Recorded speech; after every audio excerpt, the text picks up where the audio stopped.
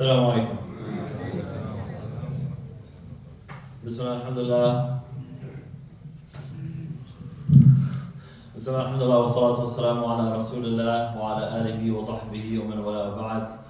In the name of Allah, may Allah's peace and blessings be upon the Prophet Muhammad sallallahu alaihi wasallam. To proceed, what I wanted to talk about today is a dua of the Prophet ﷺ that he made that changed the course of history. This dua was made 6 years after the advent of Islam. And the dua it was so powerful. I want to go through what it meant briefly, and then what some of the effects of that dua were that we observe in history. So, before I actually mention the dua that the Prophet ﷺ made, the first thing that is important to get everyone in the mindset of and understanding is what was going on in the first 6 years after the Prophet ﷺ started calling people to Islam. So this period of Islamic history was a period that Allah willed would be one where the Muslims were in a weak and low position. They were physically abused, called all sorts of names by the Quraysh and those who didn't believe. They were the minority in terms of numbers, so they didn't have a huge amount of people, and this was the will of Allah. They were physically harassed. Khabbab bin Arad, as an example, famous example, his back was used to take out the coals for fun. Many years after, he would show his back and you would see scars on it. Bilal, stories we know of how he used to be dragged through the streets of Mecca on the hot sand. And just out of curiosity, when I was reading these narrations about some of the tortures that this Sahaba went through, how many of you guys have stood on like a blacktop or hot sand on a day that is actually hot? Just out of curiosity. Who has actually experienced that?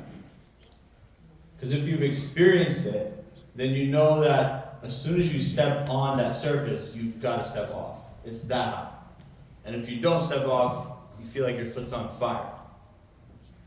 So, Bilal used to be dragged through the streets in the hot sands of Mecca. If you've experienced the heat of Mecca, if you ever tried to pray in the haram, if you went to the haram before, while the sun's blazing hot, you can't do it. Like, you physically can't touch the ground. So this was the case of the companions. There were companions that went so far as being martyred, like the family of Yasif. And the tortures were getting worse and worse until eventually the migration to Abyssinia was allowed. And the Prophet ﷺ let those among them that were very abused to migrate to Abyssinia.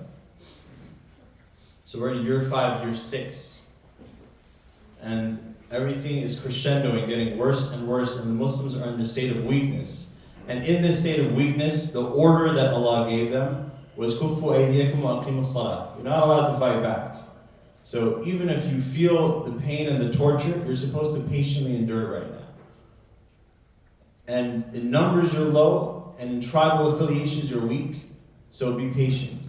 So it was in this state where the Muslims were at that low point, in this early part of Islamic history, that the Prophet ﷺ made this dua that would forever change the course of history. He said, Allahumma a'izz al-Islam, and this is narrated by Ibn Umar. He said, Allahumma a'izz al-Islam, bi ahabbi hadayn al-rajulayn ilayk, bi Abi Jahl, aw bi Umar al-Khattab, wa kana ahabbuhuma Umar. So this narration is narrated in At-Tirmidhi, and it's authenticated as an authentically reported narration, that the Prophet ﷺ said, "O Allah, a'izz al-Islam, strengthen Islam with either of the two men that is more beloved to you, with Abu Jahl or Umar ibn al-Khattab, radiallahu anhu. And Ibn Umar commenting on this dua, he said, and the more beloved of the two of them was Umar. So this dua was made, and after this dua was made, certain events happened in the life of Umar that ultimately led to his acceptance of Islam. But before we talk about those events, I want to talk about who Umar briefly was. So Umar, as some of us know, was a strong, tall, daunting man. It was said that when you would see him from a distance, it looks like he's sitting on top of a riding horse. But he's not, he's just walking. He's just that big. He was known that he had a voice that was like you could hear it. It was someone that when they speak, their voice kind of made the room vibrate. Like the only example I can think of that I've heard similar that comes to mind is if you guys have heard Imam Shibli speak. Like some people don't need a microphone when they speak, right? They just have that kind of a presence. So this was Umar. And even there's narrations later on in Medina where as he's approaching, the female companions, they hear his voice and they get scared and they put veils on themselves. As narrated by Bukhari. So he was known as a physically strong man. He used to wrestle in his teenage years. And on top of being physically daunting, which a lot of people know, he knew how to fight. He was raised by a very harsh father. His father, he comments on Al-Khattab, he used to be very abusive towards him. He used to make him do labor. So on top of all these things, Umar was very intelligent. He was one of the few people in Mecca that was actually literate. He was taught how to read and write from a really young age. And most people were not literate in that society. He loved poetry and prose.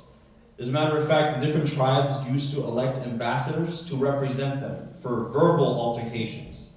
If there was any kind of representation that needed to be done where there were arguments, they had a representative. And Umar was the representative of his tribe because he had that ability to fight back because of how eloquent he was. So this was Umar. Of all of his qualities, the one that's the strongest of who he was his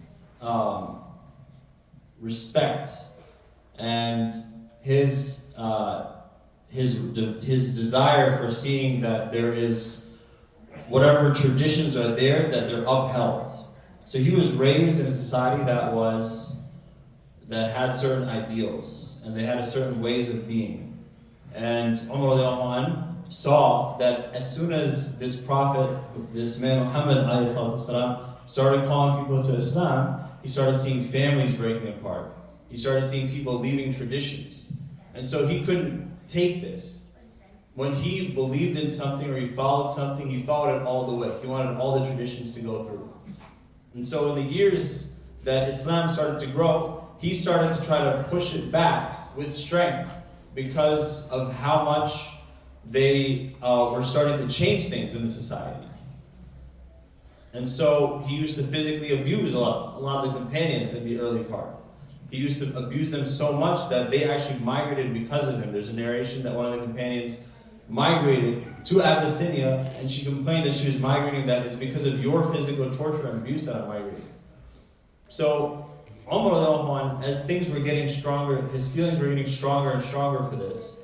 One time he's standing in the gathering of the Quraysh, and the Quraysh, they ask all of the other people that are attending this assembly of the senior Quraysh, who is going to kill Muhammad?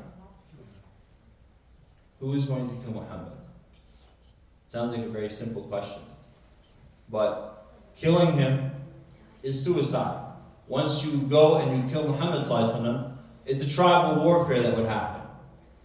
But Umar was so upset with what was going on, he said, I will. And so he goes forth to go attack and kill Muhammad, the famous story of Umar. And as he goes forward with his anger to go kill Muhammad, on the way he meets Nu'aym ibn Abdullah. And when he meets Nu'aym notices that he looks like he has bad intention. And Nu'aym had not publicly said that he was Muslim yet. So people don't know that he's actually Muslim. So he said, where are you going? And he said, I'm going to kill this. He used a name, like a derogatory name describing the Prophet ﷺ. I'm going to kill this man, for he has split up the families. And so Rahim is trying to distract him. He's saying, are you sure you want to do that? Because if you do that, you're going to cause civil war. You think you can just kill him and that's it? It's not going to be that simple. And so they go back and forth until Omar says, it's as if you've accepted his religion. And if I find out that you've accepted his religion, I'm going to start by killing you. So then Rahim changes the conversation. He said, well, if you're so fixated on killing Muhammad, why don't you look at your own family first? Your own sister, your own brother-in-law. They've accepted this religion. And so Omar's attention completely changes. He's fixated on going to kill Muhammad ﷺ, but now it's his own family that doesn't believe. And so he switches and he heads over to the house of his sister, Fatima bint al-Khattab, and her husband, Sa'id. They're there with Khabbab, reciting the Quran, learning about the Quran. And Umar goes and he knocks the door. And immediately Khabbab knows it's Umar. He knows from that presence or the voice that it's Umar. So he goes and he hides.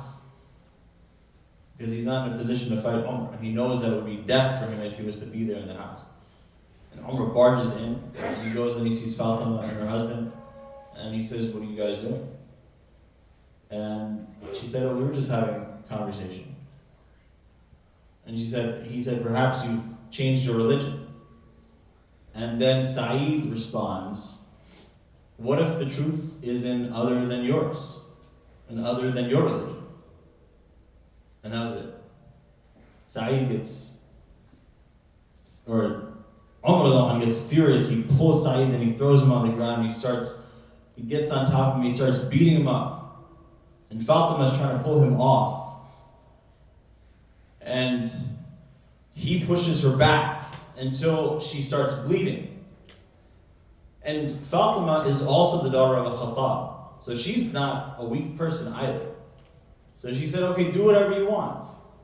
This is our belief. I bear witness that there is no one who deserves worship except Allah. Do whatever you want to us. And that struck a chord with Umar.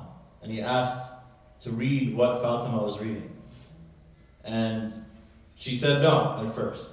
Then he said, woe to you, something you said struck a chord with me. Let me read, please, what you're reading. And so she ordered him to purify himself, and after he purified himself, he goes and he reads the verses, and he sees Bismillahir, Rahim, in the name of Allah, the most merciful, the extremely merciful. Taha, ma anzalna alayka al-Qur'an litashqa.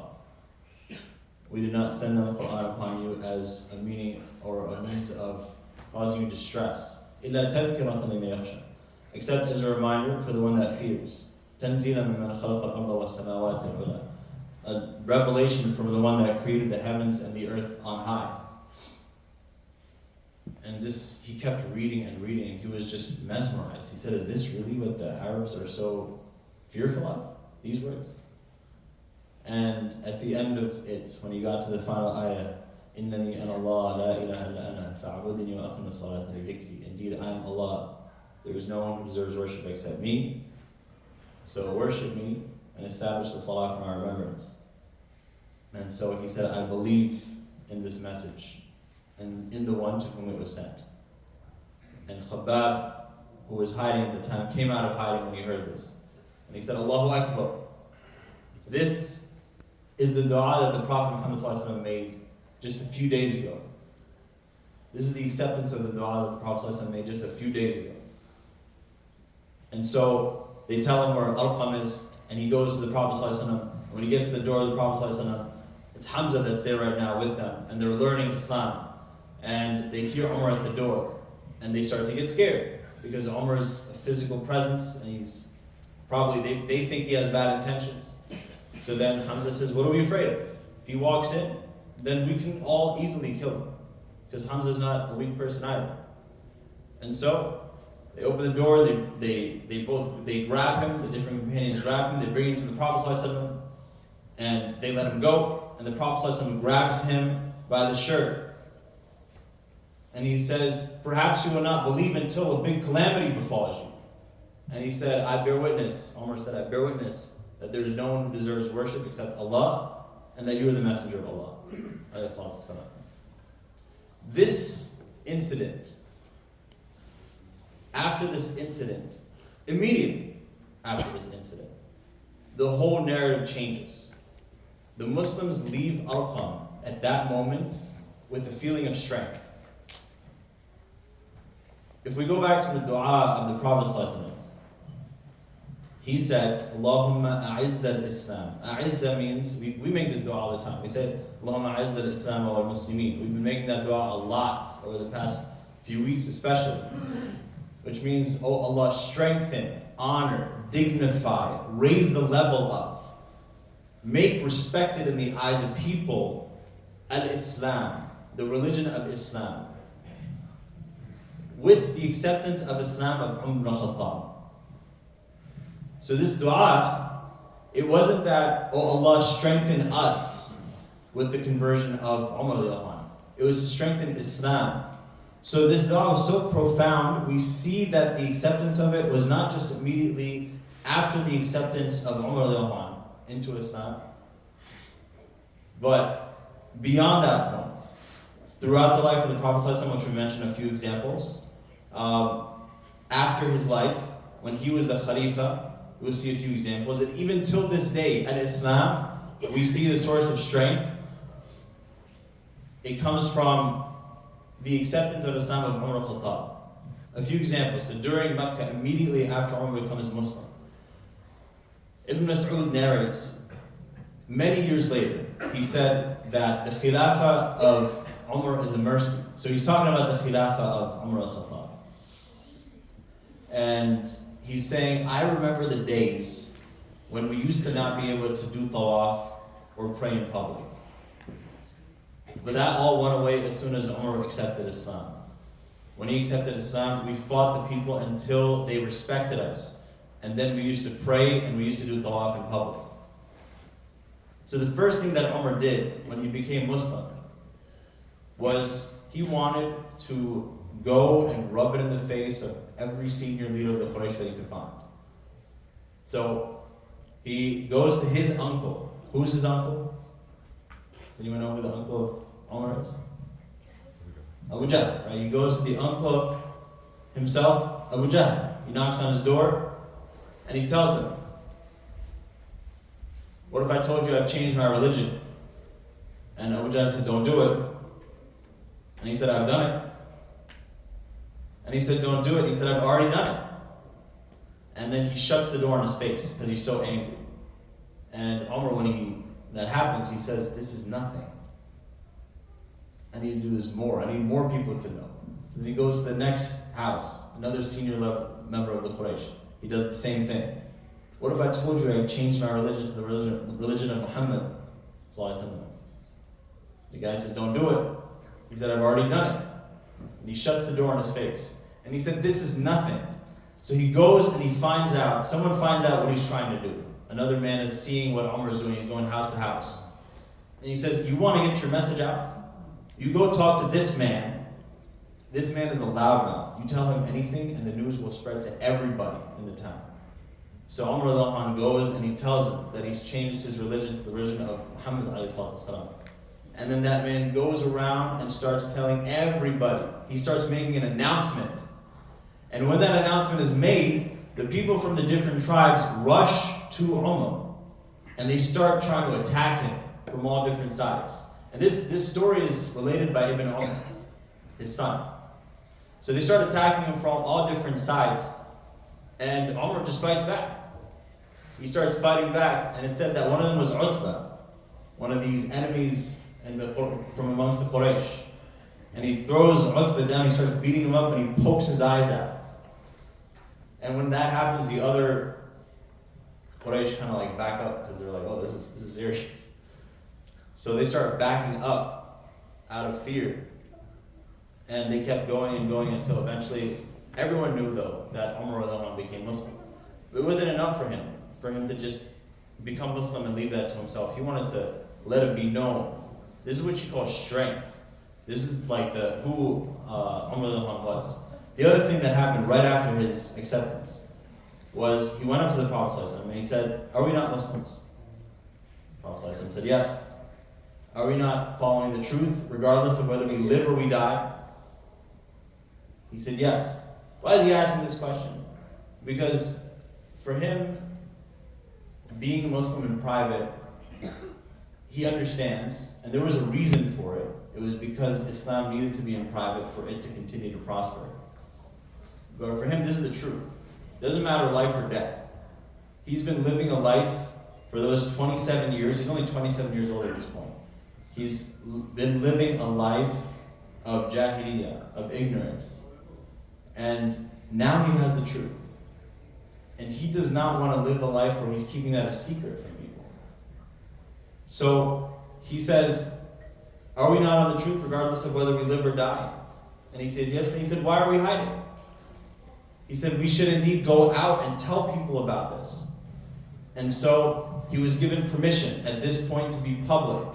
And he goes and he leads, him and Hamza, they lead rows of Muslims and they go to the center of the city and they do tawaf and they pray in public. And this is the first time that this happened. And this only happened because of Umar pushing back. When he went for migration years later, this was year 6 and now we're getting closer to the end of the time when he was in Mecca, closer to year 13.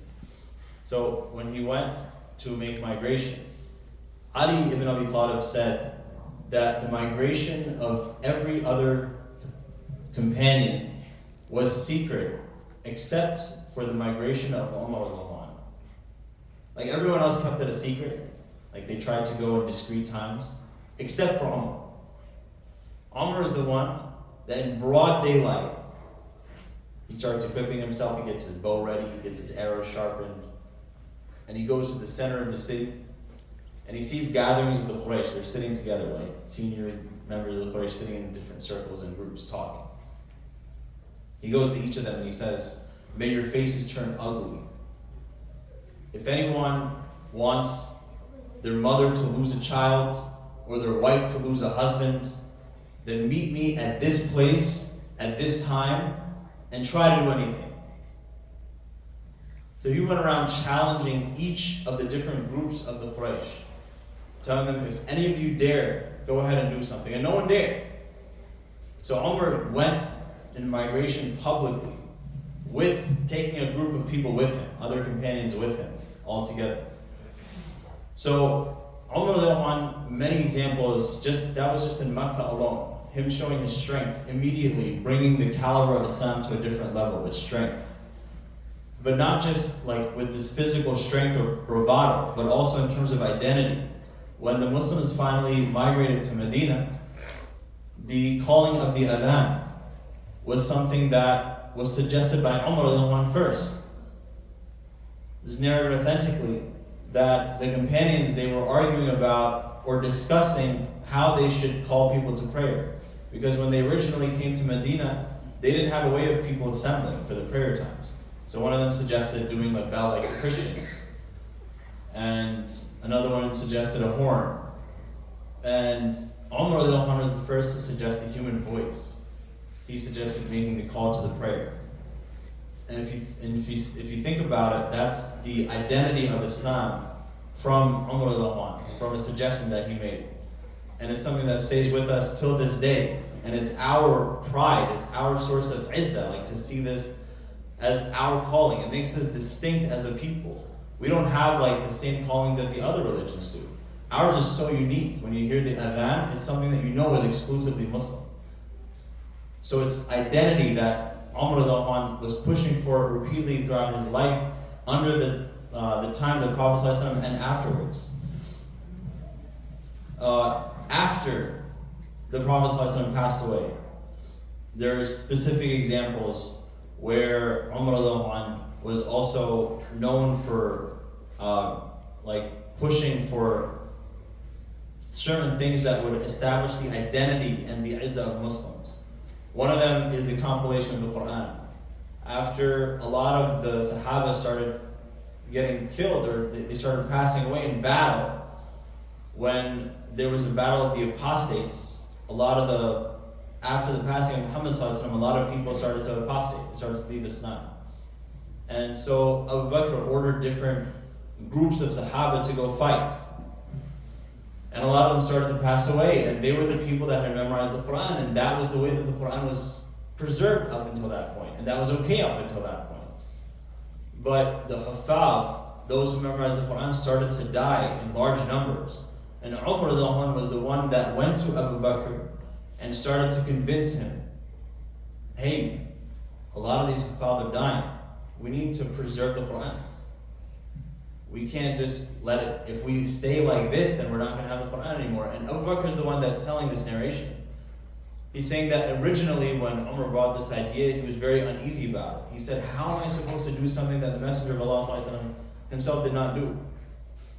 But Umar was pushing and making him see reason that this was the right thing to do for the preservation of the Quran. And so eventually Abu Bakr said that I saw whatever Umar saw. And I agreed with whatever his judgment was. And we decided to compile the Quran, and they allocated specific Sahaba to go and compile the Quran. Once Umar, after the passing of Abu Bakr, becomes the Khalifa, he's the one that establishes the rule in the Islamic lands. Several things happen that show the strength of the Muslims even under his rule. Just to mention a few things, one is the establishment of the Hijri calendar. So of course, up until that point, they didn't have a way of tracking specific years. They had months, but they didn't have a way of tracking specific years. So this happened when there was like a business document that came to Umar, and he saw the business document, and it said Sha'ban, but he didn't know which Sha'ban. Which Sha'ban are we talking about?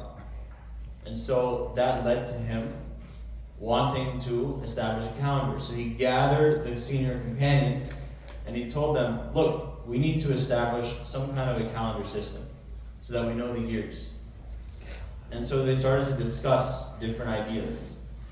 Some of them said, well, why don't we use the calendar of the Romans? The calendar of the Romans. But then they said, well, that doesn't really make sense for us. It's already been over 600 years. A lot of events have happened there that don't really mean anything to us as a civilization, as a Muslim civilization. So they decided that was not a great idea. Then they said, okay, well, why don't we follow the calendar of the Persians? We follow their year system. But then they said, no, that won't work because the Persians, every time they change kings, they change calendars. So they keep changing. So if we pick that, then tomorrow it's going to be something different. So that's not going to work either. So then they said, okay, well, why don't we anchor it on some event that's significant to us? So then they had a number of different ideas. They said, well, why don't we do it based on the birth of Muhammad sallallahu alaihi wasallam? But that was disputed in terms of what exactly that was. The other idea was, why don't we do it based on the death of the Prophet sallallahu alaihi wasallam? But they didn't want to do that because that's a very sad thing to anchor the calendar on. So they decided not to go with the passing of the Prophet ﷺ. And ultimately the idea that won that we all know today is the Hijrah. The Hijrah was an extremely significant event upon which the year started to be established in the calendar of Islam. Year 1 was the year when the Prophet ﷺ migrated. And after that we have all of our years in history. But this was established just like the Adhan. Umar wanted to establish a calendar system that was unique to the Muslims. Something that was unique for our identity, for our own dignity and strength as Muslims. And these things seem like they're minor, but these are things that define us as a people. They give us our own sense of unique identity. We're not like the Jews or the Christians or any other civilization. We have our own unique things. Under his khilafah, beyond these things that were happening that were establishing the identity of the Muslims, there was also the physical expansion of Islam. Under his khilafah, there was many lands that were conquered. Iraq, Iran, the Kufa, Basra, all these different areas, they were established as major cities under the leadership of Umar al-Khattab. Ash-Sham, that whole area, was expanded into, the conquering of Jerusalem and other major cities, that all happened under Omar. The expansion into Egypt, that happened under Omar. So the empire of Islam expanded manyfold, and it went from being this small little group in the Arabian Peninsula that no one respected, in the superpowers of the world. It went from being where once upon a time all people talked about were the Romans and the Persians as the superpowers, and the Arabs were seen as nobodies, as these barbaric people by those other superpowers, and they became a force to be reckoned with in a number of years. So there were many battles where even the Romans and Persians were said to have combined forces and they couldn't beat the Muslims. So the Muslims continued to expand and take land. And you can see the strength that Allah gave Umar through the dua of the Prophet ﷺ, because these lands that were conquered during the leadership of Umar are still there today under Muslim rule. Till this day. Not only did he expand, but he expanded while establishing learning centers. Medina became established as a learning center under the time of Umar. Mecca did also, where he sent Ibn Abbas, and that was established another learning center. Learning centers where people went to study and to gain knowledge and to learn from their senior companions and to then move that knowledge forward to other lands. Basra was established as a major area where he sent companions to teach the people in that area about Islam. Kufa was established as another major learning center. And in Egypt, there was established another major learning center. So major learning centers, as Umar established or sent out groups of armies to go conquer different lands, he sent with them scholars to teach the people too. So it wasn't just go conquer and that was it. It was go conquer and reform. Establish Islamic rule there and reform people and change the way people learn and see things. Make them literate. Make them want to learn more about this religion. So he transformed the entire society. It was not just a matter of conquering land. It was not like, that's not how it was. It was about transforming the way people lived. So he continued on with establishing the learning centers and expanding the land. He established a Muslim currency in those lands, which was also significant. So these are all things. It was said that under his rule, 4,000 cities were conquered. So it was a very significant amount that Umar was able to lead the people through. 12,000 masajid were under his rule, it was reported. 12,000. Once upon a time, there was just the Masjid in Medina, or a couple of masajid in Medina, and that was it. But 12,000 in the rule of Umar alone. So we go back to the dua of the Prophet ﷺ, where he said, Allahumma a'izz al-Islam bi ahabbi hadaini rajulayn ilayk. Allah, strengthen Islam with whichever the two men are more beloved to you, Abu Jahl or Umar. And Ibn Umar says the more beloved of the two was Umar. So last thing I want to mention before wrapping is the famous incident. Actually, the Khatib of Niyaz mentioned it yesterday, where Umar says the famous words that we were a people that were humiliated, and he uses the word فَأَعَزَّنَ اللَّهُ بِالْإِسْلَامِ, but Allah dignified us and gave us strength with Islam. So if we seek strength and dignity in anything other than that, then Allah will debase us and humiliate us. So may Allah enable us to learn from the example of Umar al-Khattab and to be inspired by him and to have that kind of strength that he had and propagated for all of us. أقول قولي هذا وأستغفر لي ولكم ولسائر المسلمين فاستغفروه إنه هو الغفور الرحيم. جزاكم الله خير.